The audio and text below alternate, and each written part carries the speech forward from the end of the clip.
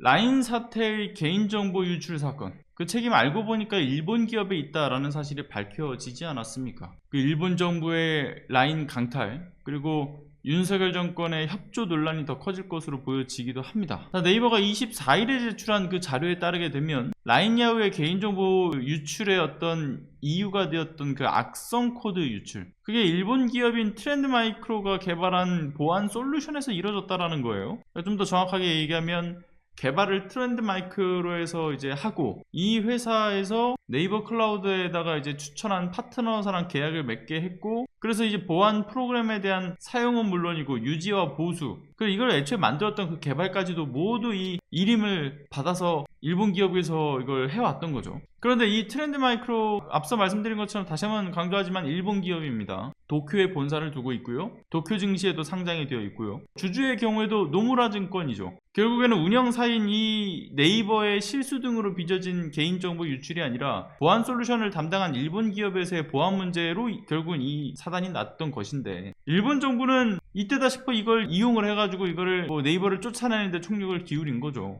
그런데 이와 같은 사실에 대해서 윤석열 정부가 몰랐겠냐고요. 이걸 파악하고도 일본의 행정지도에 지분 매각은 없었다, 적극적인 어떤 일본의 이런 대변인 역할을 자처를 하면서 결국 네이버의 중요한 사업을 팔아넘긴 것은 아닌가, 이에 대한 의혹이 보다 더 선명해진 겁니다. 그렇게 윤석열 정부가 힘을 보탰다는 의혹과 함께 이제 현재 라인야후 매각 이슈, 이거 좀 상당히 네이버 입장에서는 당혹스럽게 만들고 있죠. 상당히 좀 기울어진 운동장 안에서 힘겹게 싸우고 있는 그러한 상황이 되지 않았습니까? 문제는 정부의 이런 대응 탓에 약 한 2만 500여 명의 이제 우리나라 국민이 고용 불안에 빠져 있다는 점입니다. 그리고 어디 그뿐입니까? 매각되게 되면 애써 우리 기업에서 만든 서비스와 기술만 뺏기는 게 아니라 이 AI 시대에 있어서 네이버의 가장 중요한 글로벌 발판이 무너지기 때문에 전 세계의 어떤 데이터 주권, 기술 주권 경쟁에 우리나라가 뒤처질 수 있다, 이런 우려를 하지 않을 수가 없죠. 그래서 단지 일개 기업만의 문제가 아니라 세계 경제 패권에 미치는 영향을 고려했을 때 이 심각하게 이 문제를 인식할 필요가 있다고 봅니다. 그래서 이 라인 사태와 관련돼서도 계속해서 좀 살펴보면서 이 관심을 갖고 이 국민적으로 관련된 문제를 지적해야 된다고 생각이 드네요.